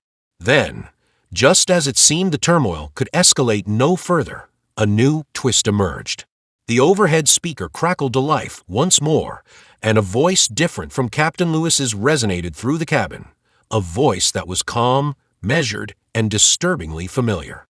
"This is an important message for all passengers," the voice announced. There was no indication of who was speaking, and the announcement was not part of any standard protocol. The voice continued, "You have been part of an experiment, a test of resilience, loyalty, and the capacity for dissent. Everything you have experienced on this flight has been orchestrated to see how far the boundaries of trust can be pushed." A collective gasp swept through the cabin. Jasmine's hands trembled as she clutched the armrest of her seat. The realization was overwhelming. The manipulation extended far beyond the seating arrangements and the whispered confessions. It was an experiment, one that targeted the very core of her identity and that of everyone aboard. The voice went on, "We apologize for the pain inflicted upon you. However, the true purpose of this test is to expose the vulnerabilities of a system built on deception. Now you will have a choice: to continue down the path laid out for you, or to forge your own destiny." In that charged moment, the plane seemed to hold its breath. The passengers exchanged looks of disbelief and anger. Who was behind this revelation, and what did it mean for their future? Jasmine's mind reeled with conflicting emotions. The idea that their suffering had been premeditated, that every indignity and betrayal was part of a larger experiment, was almost too much to bear. It was as if her entire life had been a series of orchestrated events, a cruel performance designed to test her resolve. As the announcement ended, A heavy silence descended upon the cabin, a silence that was punctuated only by the steady drone of the engines and the distant rumble of thunder outside. Jasmine felt as though the walls were closing in on her. The mounting challenges now took on a personal dimension. She was not merely a victim of systemic injustice, but also a subject in an experiment she had never agreed to participate in. The betrayal was complete. The enemy was no longer a faceless institution, but a manipulative force that had invaded every facet of her life. In the ensuing chaos, alliances began to fracture even further. A group of passengers, led by the young man who had earlier called for unity, demanded immediate answers. "Who are you?" "Show yourself," he shouted, his voice echoing in the confined space. The overhead speakers remained silent for a long, agonizing moment before another voice, this one distorted and mechanized, responded. "The architects of this experiment remain unseen. Your role now is to decide. Will you accept the parameters set for you, or will you rebel against them?" The declaration left the cabin in disarray. Trust had become an impossible commodity, and every face now bore the weight of suspicion. Jasmine felt the full brunt of the second betrayal, a betrayal of autonomy. Her entire journey, already marred by personal loss and shattered bonds, had been revealed to be a manipulation, an elaborate setup where every action, every decision, was being observed and measured. The emotional stakes soared to heights she had never imagined, and the new revelation forced her to confront not only the external adversaries, but also her internal demons. Veronica, who had earlier admitted her part in the initial betrayal, now seemed even more isolated. Her earlier expressions of regret were drowned out by the realization that she, too, had been a pawn. "I never wanted any of this," she murmured, her voice barely audible. "I thought I was protecting us, but instead, I've only made things worse." Her confession, however, did little to ease the mounting tension. Instead, it served as a stark reminder that even the most trusted faces could hide ulterior motives. Jasmine, overwhelmed by the cascade of revelations, struggled to steady her breathing. The weight of the experiment, of having her life manipulated for reasons she could scarcely comprehend, was crushing. She realized that the experimenters had not only betrayed her trust, but had also stripped her of the freedom to choose her own path.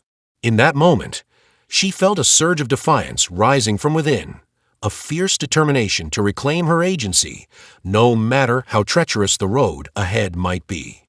Drawing in a deep, shuddering breath, Jasmine addressed the small group gathered near her seat. "We cannot allow them to control us any longer," she declared, her voice trembling but resolute.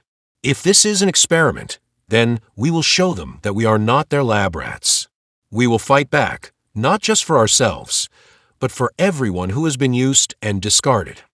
Her words, filled with raw emotion, stirred something in the hearts of those around her. In that moment, the cabin transformed from a space of enforced compliance into a battlefield of wills, a place where every whispered word, every determined glance, became a weapon in the fight for freedom. The passengers, now united by a common purpose born of betrayal and indignation, began to mobilize. Some formed small clusters, discussing plans in hushed tones, while others approached the crew with demands for accountability. Yet even as unity began to emerge, the seeds of discord were not entirely extinguished. The revelation had sown a new layer of complexity, one where every act of defiance was shadowed by the fear of further manipulation. As the flight pressed on through the darkened skies, Jasmine found herself at a crossroads. The mounting challenges were no longer confined to the confines of the airplane. They were a microcosm of a larger, pervasive struggle against a system that had long thrived on secrecy and control. Every betrayal, every twist, had deepened the chasm between what was promised and what was delivered. And now, with the truth laid bare in such a brutal manner, the question that loomed over them all was not whether they would continue to be manipulated, but how they would reclaim their stolen humanity. In that critical juncture, an unexpected adversary emerged from the shadows. A tall figure, previously unnoticed, stepped forward from the back of the cabin. His eyes burned with a steely determination, and his presence exuded an air of authority that immediately commanded attention. "I have been watching," he said quietly, his voice resonating with an intensity that silenced even the most fervent whispers. "I represent a faction that has been working from the inside to expose these manipulations. But I must warn you, the path to freedom is fraught with danger. Not only must we face those who engineered this experiment, but we must also contend with traitors within our own ranks." The declaration sent another shockwave through the group. It appeared that the struggle was even more intricate than they had realized. This mysterious figure, whose name he withheld, spoke of a hidden network, of an underground movement that had infiltrated the very system designed to subjugate them. His words, though offering a glimmer of hope, also carried the grim promise of further challenges. Jasmine listened intently, her heart torn between the desire to trust this new ally and the deep-seated caution born of repeated betrayal. As discussions erupted in frantic whispers and determined declarations, Jasmine felt the enormity of the moment settle upon her shoulders. The layers of deception had multiplied, and the flight was no longer a mere vessel of travel. It had become a crucible in which the true nature of loyalty, courage, and betrayal would be tested. In that space, every decision carried monumental consequences.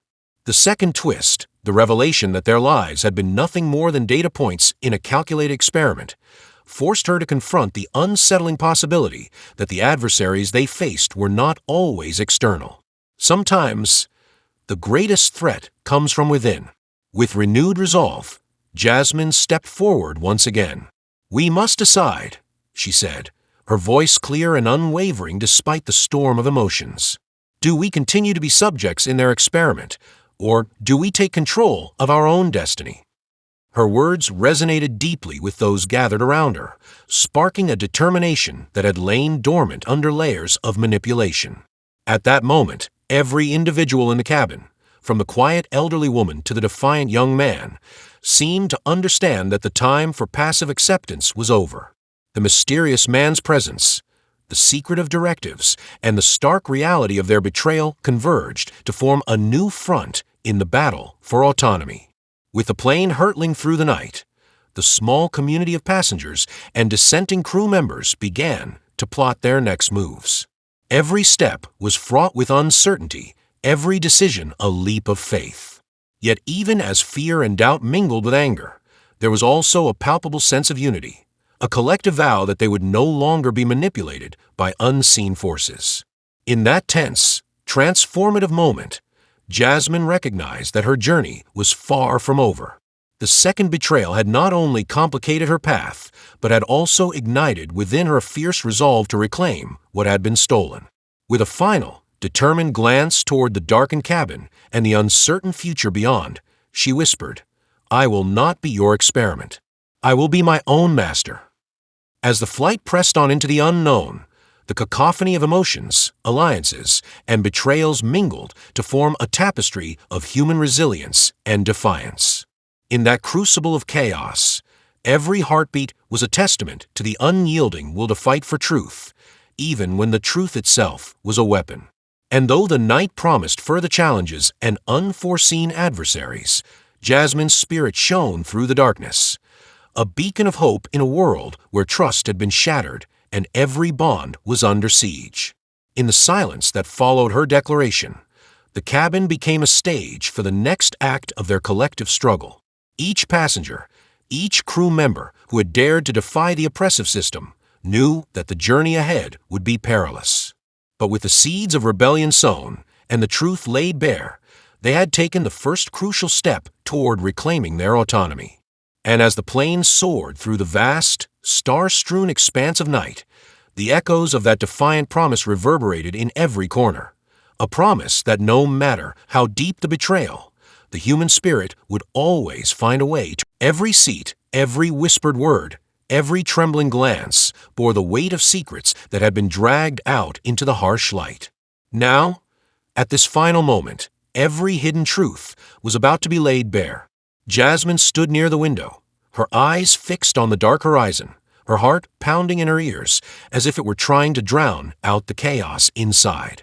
Tonight was the night when the system of lies would be challenged head-on. The air felt charged with both fear and defiance. Across the aisle, Veronica sat in a corner, her eyes red from tears and regret. The burden of her betrayal pressed down on her, and she seemed almost diminished by the conflict raging within her. But as the tension grew, there was a hint of determination in her gaze, a silent plea for redemption. Elena, still trembling from her earlier confession, hovered near the galley doorway. The passengers, their faces etched with anger and sorrow, formed small clusters that whispered urgently among themselves. Then, Captain Lewis appeared at the front of the cabin once more. His uniform, once a symbol of order and authority, now seemed to shudder under the weight of his own secrets. "Ladies and gentlemen," he began in a strained tone, "I ask that you all remain calm. We are nearing our destination, and all issues will be resolved shortly." His voice wavered, betraying the turmoil he felt, but the words fell on ears that had heard too many lies. A low murmur began to swell from the crowd. Jasmine stepped forward, her voice steady despite the storm raging inside her. "Resolved," she said, her tone sharp with incredulity. "Resolved when our dignity was stolen, when our trust was shattered. How many more truths must we endure before you take responsibility?" Her words cut through the silence like a knife, and for a moment, all eyes turned to her. Captain Lewis's eyes narrowed. "Miss," he replied coolly, "this is not the time or place for such outbursts." His attempt at control was feeble in the face of the raw emotions swirling in the cabin. "We are all in this together," he continued, trying to rally the passengers back to calm, "and I assure you that we are doing everything in our power to address the issues at hand." But Jasmine's voice rose, echoing with the pain of past injustices and the fury of a betrayed heart.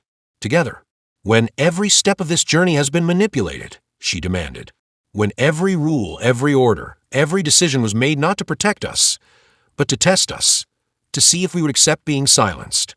Her words resonated with the collective memory of every slight and every injustice endured. In that charged moment, Veronica stood up slowly, her voice catching in her throat before she spoke. "Jasmine," she said softly, her tone a mix of remorse and desperate honesty, "I never meant for it to come to this. I was forced into a position where I had no choice. I betrayed you, and myself, when I followed orders. I see that now. I am so sorry." Her confession, spoken with quivering vulnerability, hung in the air like a fragile truce. But the fragile calm was quickly shattered by a voice from the back of the cabin, a voice that belonged to the mysterious man who had earlier declared himself part of an underground faction. He stepped forward into the dim glow of the overhead lights, his eyes burning with determination. "Enough," he said, his voice firm and unwavering. "We have been pawns in an experiment, manipulated by those who hide behind rules and protocols. It is time to stand up and demand the truth." A ripple of agreement spread through the passengers. The murmurs grew into unified shouts. "We deserve answers. We deserve respect. We will no longer be lab rats." The collective cry of the crowd filled the narrow space, their voices merging into a resounding chorus of defiance. Captain Lewis's face paled. He took a step back as the pressure mounted. "This is highly irregular," he insisted, his tone rising in panic. "You are endangering the safety of this flight." But even as he said the words, his eyes betrayed him. They were filled with uncertainty, and perhaps even fear of the very truths he had helped conceal. Marlin, who had been lurking near the service cart, finally spoke up. His voice trembled as he admitted, "I have been a part of it. I followed orders without question, and I now see that those orders were designed to divide us. I regret that I let loyalty to the system override loyalty to humanity." His confession was met with a mixture of anger and pity, and it only added to the sense of betrayal that hung over the cabin.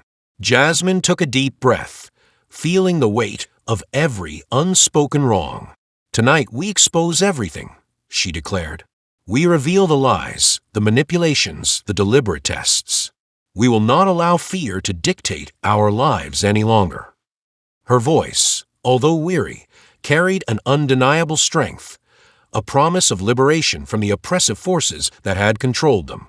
Veronica's eyes met Jasmine's, and in that moment, the gulf between them seemed to narrow, if only slightly.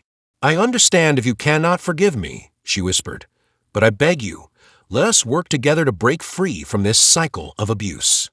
The sincerity in her tone, though painful to hear, struck a chord with many who had long felt betrayed by those meant to protect them.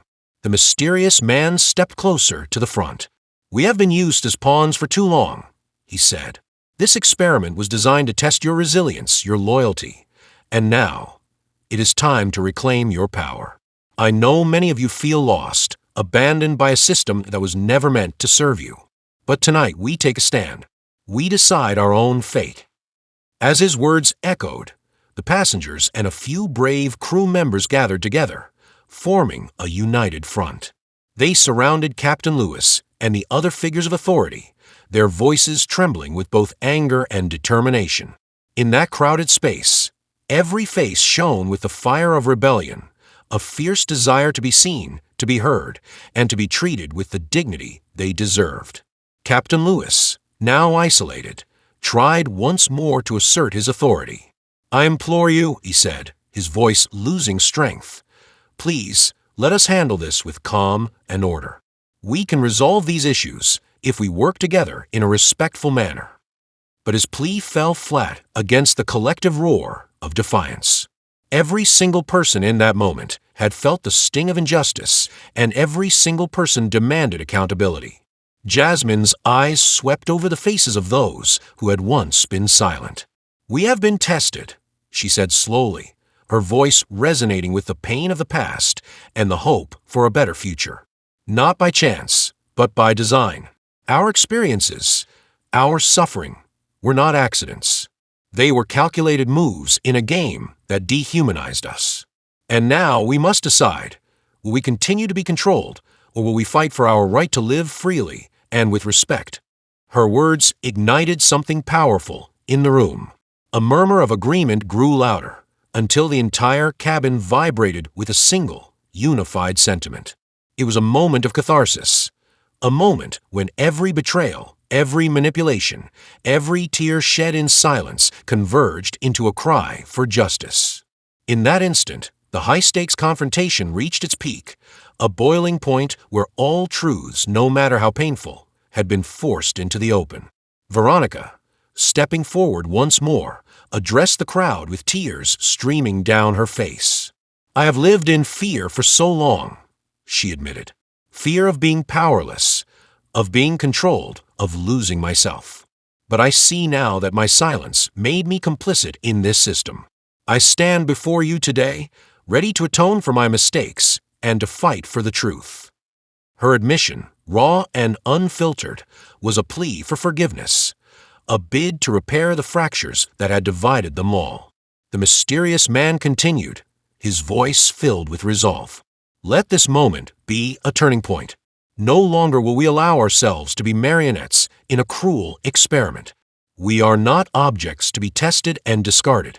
We are human beings with dreams, with hopes, and with the power to change our fate." His words, delivered with a passion that lit a spark in every heart, promised that the fight for dignity was far from over. It was only just beginning. Captain Lewis, unable to withstand the collective pressure any longer, lowered his head. His authority, once absolute, now crumbled before the sheer force of unified will.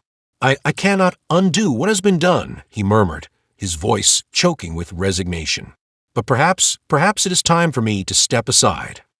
His admission, though small, marked a significant shift in the balance of power. In that charged moment, as the forces of control and rebellion clashed in a swirl of emotion and raw honesty, Jasmine felt something change within her. The fear that had once paralyzed her gave way to a fierce determination, a promise that she would no longer be defined by the injustices imposed upon her. Every betrayal, every hidden truth, had led her to this moment of defiant clarity. The passengers, united by their shared suffering and their newfound resolve, began to make plans. They organized themselves, exchanging information, preparing to expose the full extent of the experiment that had used them as pawns.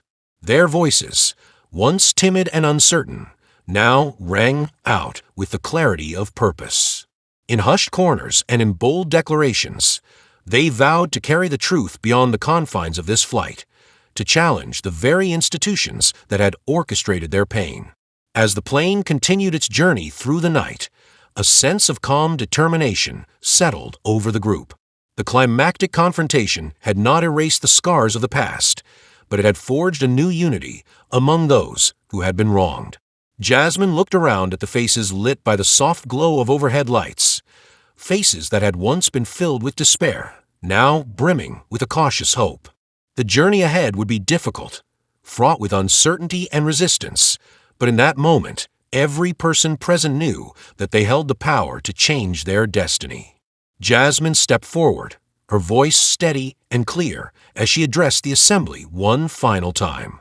"We have seen the darkness that lies hidden behind the masks of authority," she said, her eyes sweeping over the crowd. "But tonight, we have chosen to stand in the light.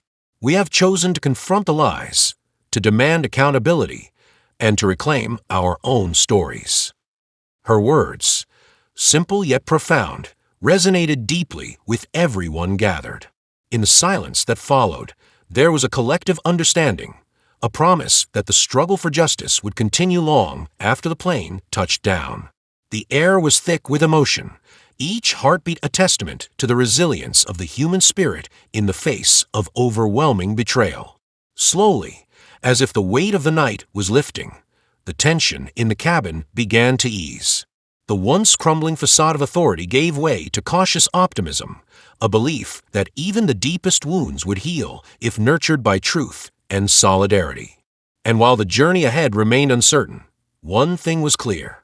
The seeds of change had been planted in the hearts of every person on board, ready to grow into a future defined not by manipulation and fear, but by justice and hope.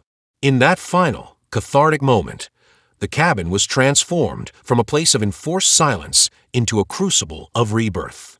Every whispered apology, every tear shed in regret, and every angry outcry had culminated in a singular truth: that the human spirit, though battered by betrayal, could rise again. And as the plane continued its flight into the unknown, Jasmine and her fellow travelers embraced that truth with all the courage they could muster, a promise that no matter how dark the night, the dawn would come, bringing with it the possibility of a better, freer world. The tension that had built over the long, turbulent flight finally began to ebb as the aircraft descended toward its destination. In the hushed aftermath of the explosive confrontation, a tentative calm settled over the cabin, a fragile peace born of shared pain and hard-won understanding. The storm of voices and anger had quieted, replaced by a deep, resonant silence that seemed to invite reflection from every soul aboard. Jasmine sat by the window, her eyes tracing the flickering lights of the distant city below. The cool glow of approaching dawn contrasted sharply with the dark emotions that had dominated the night. In that quiet moment, she allowed herself to feel the full weight of what had transpired: the betrayals, the confessions, and the shattering of illusions about loyalty and duty. Each revelation had cut deeply, yet in their wake, a strange clarity had emerged. She realized that while the system had exploited their vulnerabilities, it had also forced them to confront truths that lay hidden beneath layers of complacency and fear. Across the aisle, Veronica remained seated, her face still wet with tears of remorse. Her earlier confession, a desperate plea for forgiveness, had left an indelible mark on everyone present. Though the words had been raw and painful, they had also been a turning point. Veronica's admission was not an excuse, but an acknowledgement of her own complicity in the cruelty of the system. Now, in the aftermath, she seemed smaller, humbled by the enormity of the choices she had made and the costs they had exacted on her and on those she had once called friend. Elena, who had first unburdened her secret and ignited the cascade of revelations, sat quietly near the service cart. Her eyes, once brimming with anxious energy, were now distant and thoughtful. She stared at the floor as if searching for meaning in every scuff and mark, reminders of a past where conformity had been the norm and individuality had been crushed under the weight of institutional power. Elena's confession had been a catalyst, a moment that had shattered the illusion of safety. In this silence, she wondered if true redemption was possible, or if the scars of betrayal would forever define them. Captain Lewis, stripped of his erstwhile authority, retreated into a quiet corner near the galley. His posture was slumped, a man who had once commanded respect, now reduced to a figure of regret and sorrow. The confrontation had exposed not only the failings of the system, but the personal cost of maintaining an order that thrived on subjugation. In his silence, there was an unspoken acknowledgement of responsibility, an acceptance that the structures he had represented had allowed injustice to flourish, and that the time had come for them to be questioned, even dismantled. Marlin sat with his head bowed, the weight of his participation heavy upon him. His earlier confession had been tentative, filled with the tremors of fear and remorse. Now, in the quiet that followed the chaos, he felt the crushing burden of guilt. He had followed orders without question, and in doing so, he had contributed to the erosion of trust and humanity among them. Marlin's eyes flickered with a mixture of shame and a desperate hope for forgiveness, both from himself and from those he had wronged. Amid this shared stillness, a soft murmur began to rise. One by one, the passengers started to speak, not in angry shouts, but in quiet, tentative voices. They spoke of their own experiences, of the moments when they had felt invisible or devalued, of the indignities that had punctuated their lives long before this flight. Their words, heavy with personal history and pain, merged into a chorus that was as much an expression of sorrow as it was a call for change. A middle-aged woman, her voice gentle yet resolute, said, "I have spent my life feeling like I didn't matter, like my worth was measured by the color of my skin, by the place I was given. Tonight, I saw that pain reflected in each of you. But maybe, in this shared suffering, there is a chance to rebuild something real, a community that values truth over the illusion of order." Her words resonated with many, stirring a quiet determination in the hearts of those who had felt marginalized for so long. Jasmine, gathering the strength that had carried her through the night, finally spoke in a clear, measured tone. "We have been tested in ways we never imagined," she said, her voice steady despite the lingering tremors of anger and hurt. "Every injustice we endured tonight, every betrayal, was a reminder of how easily our dignity can be stripped away. But it is also a reminder that we are not powerless. We have witnessed the depths of cruelty, and now we have a chance to decide what kind of future we want to build." Her gaze swept across the cabin, making eye contact with those who had dared to confront the system. This isn't just about one flight, one mistake, or even one betrayal. It's about the ongoing struggle for respect, for equality, for the recognition of our shared humanity. As the plane began its slow descent, the low hum of the engines became a comforting backdrop to the unfolding reflection. The physical journey was nearing its end, but for everyone on board, the emotional journey had just begun. In the subdued glow of the cabin lights, each individual was left to grapple with the moral implications of what they had witnessed. The experiment that had manipulated their lives was over, but the scars remained, each one a testament to the price of systemic injustice. In small clusters, groups of passengers and sympathetic crew members gathered to share their thoughts and to plan for what might come next. They discussed how to hold those in power accountable, how to ensure that the revelations of the night would not be lost or forgotten. There was talk of organizing, of speaking out not just here, but in every sphere where decisions were made about who deserved dignity and respect. Their conversations were tentative at first, but soon a new language of hope and defiance began to emerge, a language that recognized that healing was possible, even in the wake of deep betrayal. Veronica, her eyes red-rimmed but determined, approached Jasmine once more. "I know I have no right to ask forgiveness," she said softly, her voice thick with regret. "But if there is any chance at all, I want to help make things right. I want to stand with you, to face the consequences of what we've been through, and to work toward a future where such cruelty has no place. Her plea was not met with immediate absolution, but in the quiet nods and the soft expressions of understanding from a few, there was a glimmer of possibility. It was a slow, painful process, the kind of healing that comes only after the raw edges of anger and betrayal have been acknowledged and accepted. Outside the narrow windows, the first hints of dawn began to break. The darkness of the night was giving way to the light of a new day, a symbolic moment that did not erase the past, but offered the promise of renewal. The sky, painted in soft hues of pink and gold, was a reminder that even after the longest night, there is always the potential for hope. For Jasmine and for everyone on board, that new day was not a guarantee of an easy path forward, but was a beacon, a call to rebuild on the foundations of truth, compassion, and mutual respect. In the final moments before the plane touched down, a palpable sense of unity had taken hold.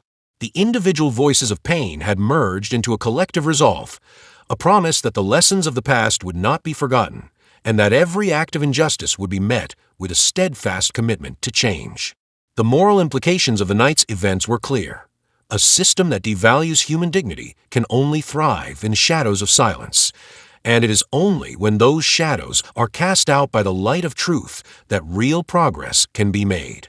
As the wheels of the aircraft finally touched the runway, the cabin remained quiet, each person lost in their own reflections.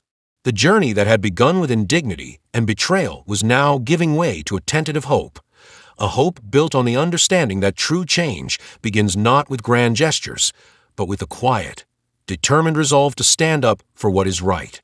In that moment, every tear shed, every word spoken in anger, and every painful confession coalesced into a powerful reminder that every human being deserves to be seen, heard, and respected.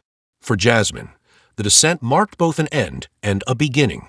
As she gathered her belongings and prepared to step off the plane, she felt the weight of the past still lingering, but also a renewed sense of purpose.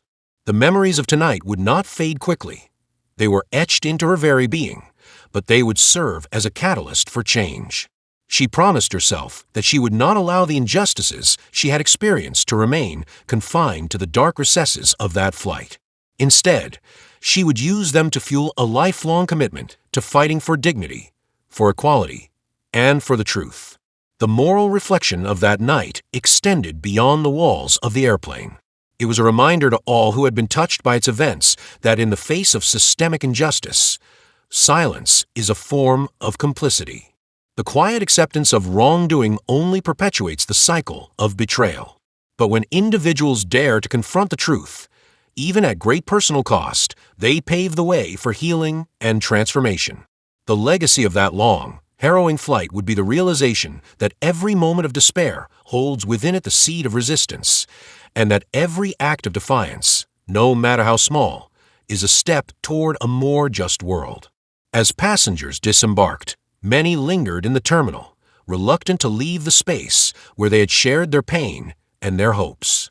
In whispered conversations and gentle embraces, they made promises to remember, to speak out, and to honor the struggles that had brought them together.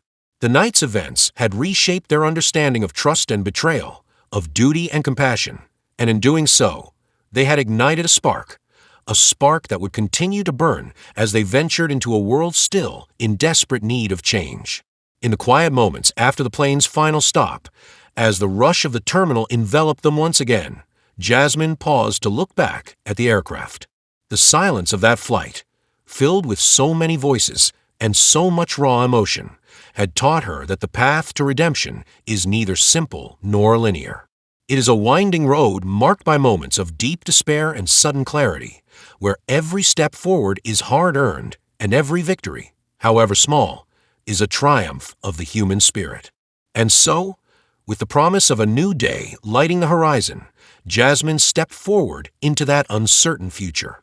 The lessons of the flight, the betrayals, the revelations, the shared pain, and the hard-won unity would remain with her as both a burden and a blessing. They were a reminder that even in a world rife with injustice, there is power in truth, and in the collective courage of those who dare to rise above the darkness. In that final, reflective silence, the moral of their shared journey was clear. True change begins when we confront our deepest wounds, when we dare to speak the truth even in the face of overwhelming odds, and when we come together to reclaim the dignity that is every human being's birthright. The journey may be long, and the scars may never fully fade, but the light of truth, once kindled, can illuminate even the darkest corners of our lives. Share your thoughts in the comments below. If you enjoyed this story, don't forget to like and share it with your friends and subscribe to the channel for more meaningful stories. Thank you for watching, and see you in next video.